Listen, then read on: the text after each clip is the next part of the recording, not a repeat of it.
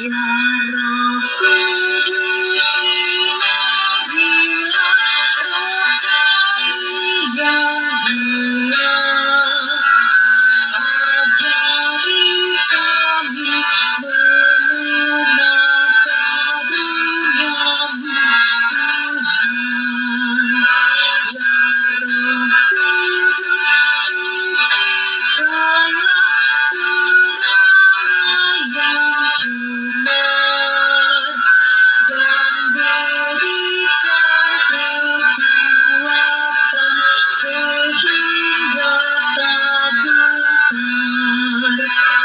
Ya Roh Kudus, kuatkanlah, beri iman takut, supaya kami berserah padamu selamanya. Syukur padamu, Roh Kudus, sertai umat-Mu. Dalam roh kami, tuntunlah ke jalan yang benar.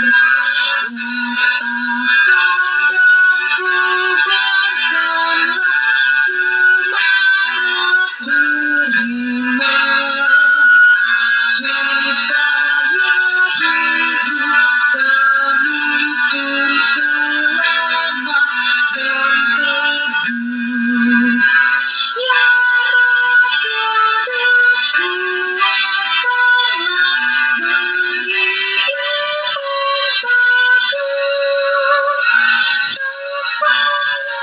beri iman takut, supaya kami berserah padamu selamanya.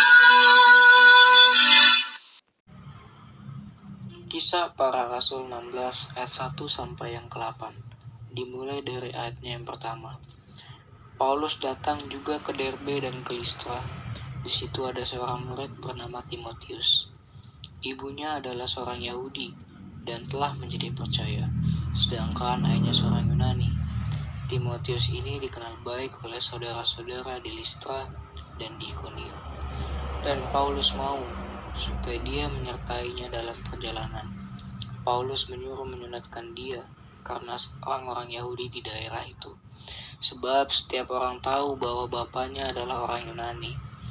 Dalam perjalanan keliling dari kota ke kota, Paulus dan Silas menyampaikan keputusan-keputusan yang diambil para rasul dan para penatua di Yerusalem dengan pesan supaya jemaat-jemaat menurutinya. Demikianlah jemaat-jemaat ditubuhkan dalam iman, dan makin lama makin bertambah besar jumlahnya. Mereka melintasi tanah Frigia dan tanah Galatia, karena Roh Kudus mencegah mereka untuk memberitakan Injil di Asia. Dan setibanya di Misia, mereka mencoba masuk ke daerah Bitinia, tetapi Roh Yesus tidak mengizinkan mereka. Setelah melintasi Misia, mereka sampai di Troas. Demikianlah sabda Tuhan. Selamat pagi Bapak Ibu Saudara-saudari yang terkasih di dalam Tuhan Yesus Kristus. Tema renungan kita hari ini adalah batasan. Nas yang mendasari renungan kita dari Kisah Para Rasul 16 ayatnya yang ke-6. Mereka melintasi tanah Frigia dan tanah Galatia karena Roh Kudus mencegah mereka untuk memberitakan Injil di Asia. Ada seorang prajurit yang ahli memanah tidak diikut-sertakan dalam sebuah pertempuran. Hal itu terjadi karena formasi yang disusun tidak membutuhkan banyak pemanah dan jumlah prajurit sudah cukup. Sang ahli memanah merasa tidak terima dan akhirnya memaksakan diri untuk ikut bertempur di medan perang. Alih-alih memegang panah untuk melawan musuh dari jarak jauh sesuai dengan keahliannya, ia justru memegang tombak yang tidak biasa ia gunakan. Akibatnya ia gugur di medan perang karena keputusannya sendiri. Ketika para rasul dipenuhi Roh Kudus, mereka diberi kuasa untuk memberitakan Injil. Tentu ini membuat mereka merasa percaya diri dan memiliki kemampuan. Meski demikian, kuasa yang mereka dapatkan dari Roh Kudus tidaklah dicurahkan agar mereka dapat melakukan segala sesuatu sekehendak mereka, melainkan untuk mengikuti apa yang menjadi kehendak Allah. Karena itu, mereka juga tidak asal memberitakan Injil, melainkan mengikuti arahan dari Roh Kudus. Mereka menetapkan batasan bagi diri mereka. Mereka hanya akan memberitakan Injil seturut dengan tuntunan Roh Kudus. Hal ini penting agar pemberitaan Injil tetap menjadi karya Tuhan dan bukan proyek pribadi mereka. Bapak Ibu yang terkasih di dalam Tuhan Yesus Kristus, dalam pelayanan kita juga perlu memiliki sikap yang sama. Kita perlu melayani bukan hanya karena kita merasa mampu, melainkan karena itu sesuai dengan kehendak Tuhan dan tuntunan Roh Kudus. Kiranya Tuhan menolong kita. Amin. Bapak, terima kasih atas penyertaan-Mu yang tidak ada henti-hentinya Kau curahkan kepada kami. Pada kesempatan kali ini, kami ingin berdoa bagi setiap keluarga yang ada di dunia. Berkati suami, istri, dan anak-anaknya. Berkati pekerjaan maupun pendidikan yang sedang ditempuh. Kiranya kuasa-Mu nyata di tempat ini. Kami adalah makhluk yang lemah. Kami sadar ya Bapa, bahwa kami tidak bisa hidup tanpa Engkau. Kiranya Engkau menyertai keluarga di tempat ini. Bentuk keluarga di tempat ini seturut dengan kehendak-Mu. Kiranya kami dapat terus merasakan kasih dan penyertaan-Mu yang nyata dalam kehidupan kami dan keluarga kami. Dan tidak lupa kami berdoa untuk setiap orang yang sedang sakit dan isoman. Kiranya Engkau selalu memberkati dan memberi penyembuhan. Ya Bapa, inilah doa dan ucapan syukur yang kami panjatkan kepadamu. Tuhan Yesus, kami ingin berdoa juga untuk gereja kami. Kiranya Engkau berkati para pelayanan gereja kami agar bisa melayani dengan sungguh-sungguh dan semakin setia melayani dengan sepenuh hati dan kemuliaan nama-Mu Tuhan. Semoga apa yang kami layani, apa yang kami beri bisa membawa dampak baik untuk gereja kami ya Tuhan. Sebentar kami berdoa juga untuk program kerja gereja kami.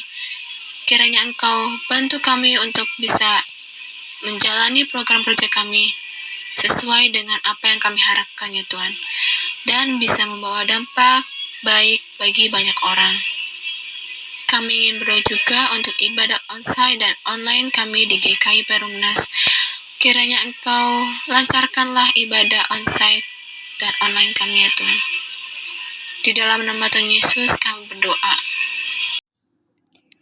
Allah Bapa di surga, Allah yang penuh kasih yang kami kenal dalam pribadi Yesus Kristus, izinkan kami melanjutkan doa-doa kami ya Tuhan.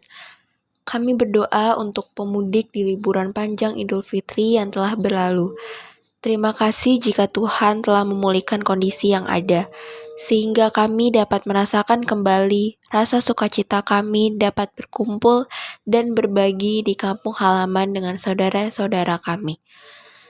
Berkati kami yang mungkin masih di perjalanan ataupun kami yang sudah kembali ke tempat tinggal kami. Kiranya kelancaran perjalanan dan kesehatan dapat terus kami rasakan. Terima kasih Tuhan jika dampak dari mudik lebaran ini tidak menjadikan bertambahnya pasien COVID-19 secara signifikan. Sertai terus kami ya Tuhan, agar kami dapat terhindar dari penyakit-penyakit lainnya. Kami juga mendoakan untuk pemerintah agar bekerja melayani rakyat dengan sepenuh hati, penuh rasa kasih, sehingga kami sebagai masyarakat Indonesia dapat merasakan kenyamanan, ketentraman, dan kemakmuran di bumi Indonesia tercinta. Kiranya Tuhan berkati pemerintah negara kami dari pemimpin tertinggi sampai dengan terendah. Jauhkan mereka, Tuhan, dari perbuatan yang hanya mementingkan diri sendiri dan golongan. Berkati dan beri hikmat kebijaksanaan yang dari Tuhan, agar mereka dapat saling bahu-membahu mewujudkan keadilan dan kesejahteraan yang merata bagi seluruh rakyat Indonesia. Kami berdoa untuk percepatan vaksinasi booster di seluruh lapisan masyarakat agar pandemi segera berakhir. Kami bersyukur Tuhan akan adanya perbaikan kondisi dari pandemi COVID-19 yang saat ini kami rasakan. Terima kasih atas penyertaan-Mu, di mana kami tidak ada kekhawatiran lagi berada di tempat umum dengan tetap menerapkan protokol kesehatan. Bahkan Presiden kami telah membolehkan adanya kelonggaran akan pemakaian masker dengan persyaratan tertentu. Berkati terus kami untuk tetap menjaga kondisi kesehatan kami masing-masing, sehingga pada saatnya nanti pandemi akan berubah menjadi endemi. Kami juga berdoa untuk berbagai peristiwa alam di berbagai tempat di Indonesia, dari tanah longsor, meletusnya lahar dari gunung berapi, angin puting beliung, gempa bumi, dan bencana banjir serta jenis bencana lainnya. Tuhan sertai dan beri kekuatan, kesehatan, dan kesabaran bagi para pihak yang terdampak. Kami juga berdoa untuk pemerintah kami agar dapat segera menolong korban yang ada dan bagi kami agar dapat tergerak ikut meringankan beban kepada sesama kami yang terdampak, khususnya yang ada di sekitar kami. Tuhan, kami mau serahkan juga pergumulan-pergumulan kami yang lain yang tidak terkatakan. Kami yakin dan percaya bahwa Tuhan tahu dan akan memberikan pertolongan yang tepat sesuai rencana dan kehendak Tuhan. Inilah Tuhan seluruh doa dan permohonan kami yang kami alaskan dalam pribadi Yesus Kristus, Juru Selamat kami yang hidup. Amin.